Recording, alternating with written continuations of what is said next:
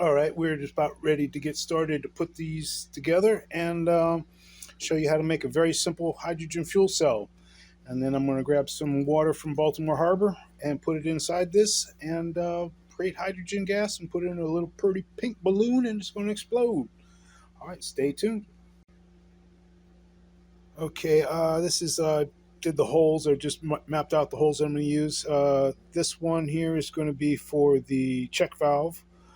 This one's going to be for the airflow regular intake. That's positive lead, negative lead, and that's going to be the vacuum port hole. So I'm going to make holes with these and then fit everything through, glue them all down, and ready for the water.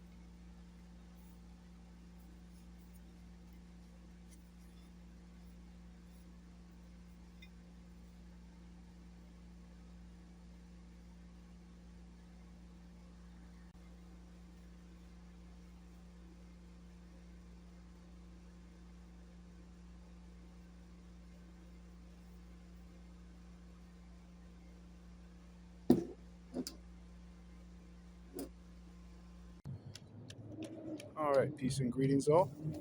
We are here at the harbor, about ready to grab our water so we can make it go boom. I'm going to do a little pan shot here, show you where we be. Some to recognize that. I guess they're doing rehab work on that, but this is where we are.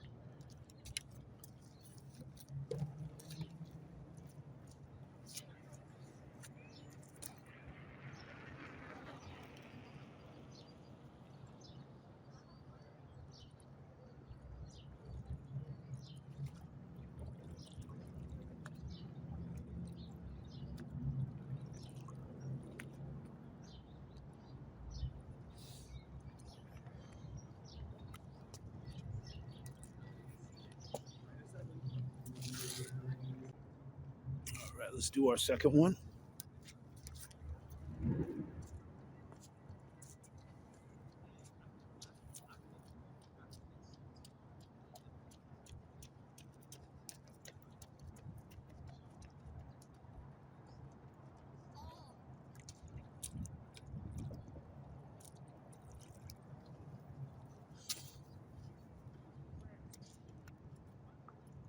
All right, with these two, we're going to turn it into fuel and make it go boom. And that's all I just made. All right, next stage, back at the hut.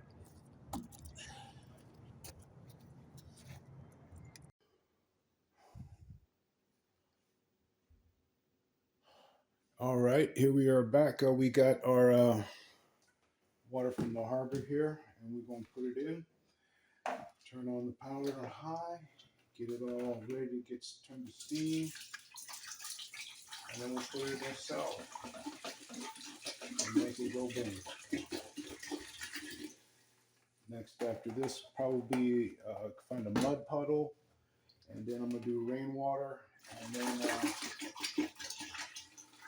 I'm gonna take a trip to the ocean and get some seawater and do the same. And so I've got the leftover of the snow down here to use to cool down and to get everything cool down the steam. But yeah, put it together and just get started. Um,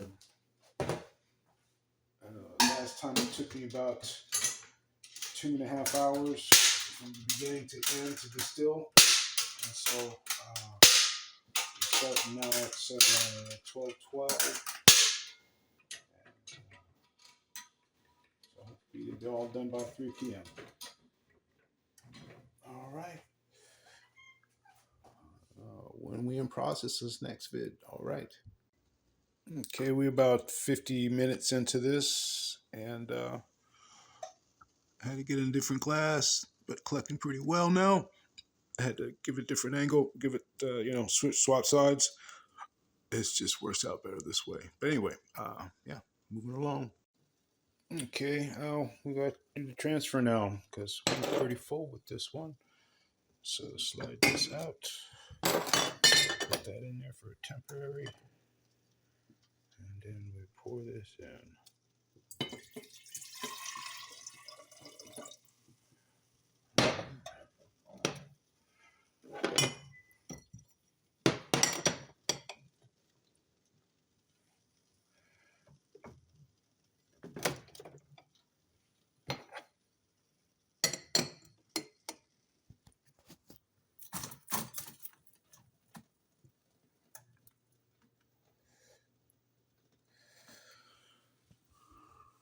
All right, more to come. All right, this is the second fill up. Let's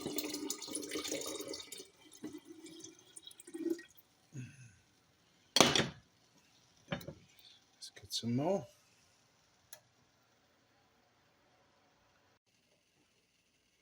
Okay, here is the third fill up. Moving right along. Getting close to being 2 hours into this.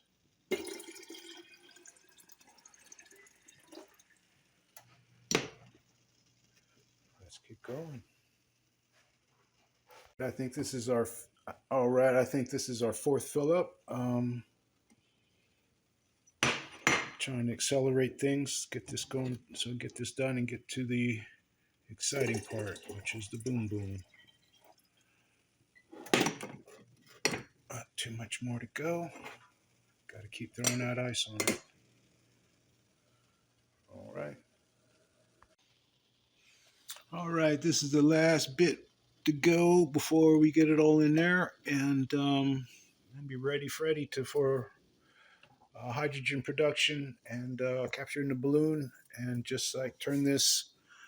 All this right there was in Baltimore Harbor earlier today when I scooped it up, and now it's distilled water, purified distilled water, and is going to once I put electricity through it, it's going to separate into hydrogen and oxygen gas and explode.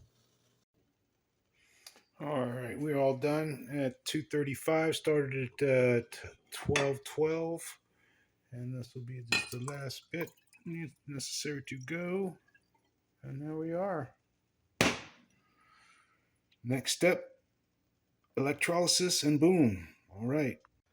Okay, I want to see how much water we have left after 2 hours.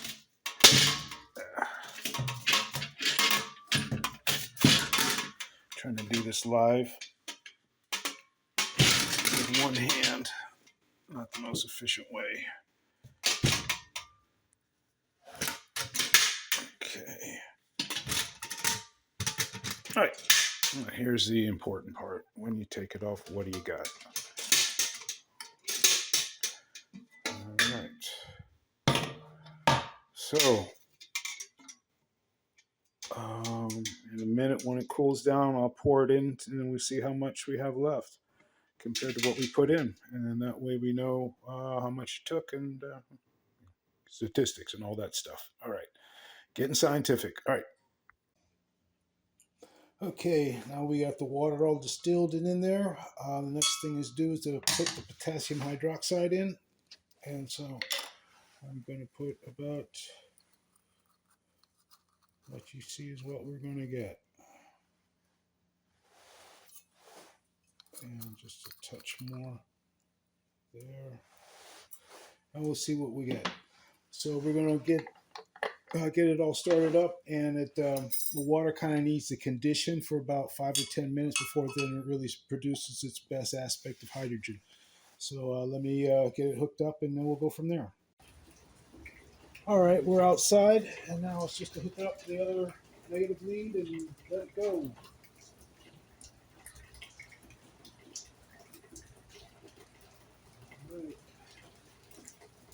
So as you can see, let me move the drum that way. And so we just let that condition for about 5 minutes or so, and then we come back and do a test. But just to go to show, that's how a very, very simple hydrogen fuel cell is put together, and you see it working. Done with harbor water from Baltimore Harbor. All right. Condition, then we come back and get the boom part.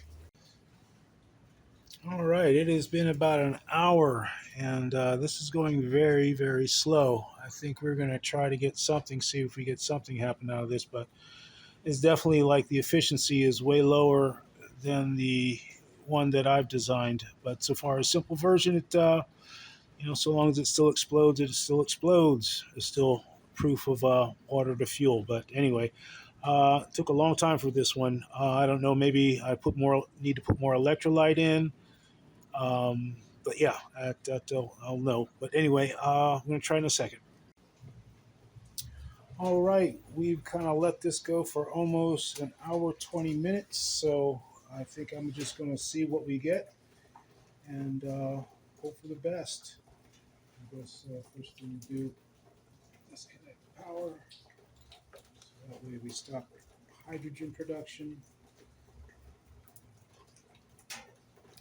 This up, that, pinch it.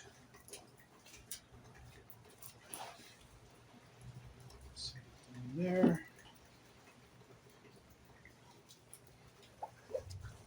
Let's see what we get.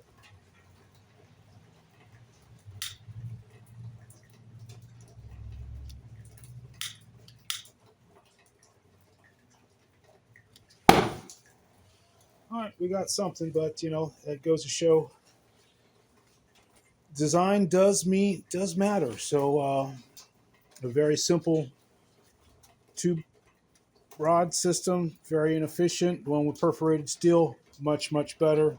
Both still get explosion, but this one's a lot less efficient. But in a simplistic fashion, for use, say like hydrating or adding extra hydrogen to water, this would still work okay with you.